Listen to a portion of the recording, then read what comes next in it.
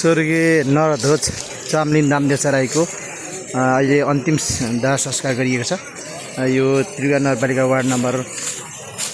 11 यो डाक्टर रणसिंह राई जाति समाधि स्थल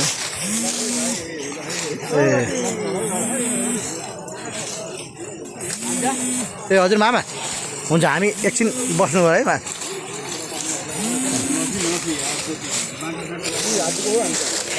तल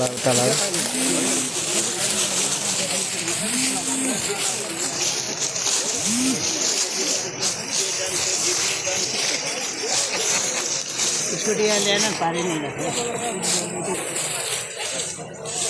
पुरेको त थिएन फेरि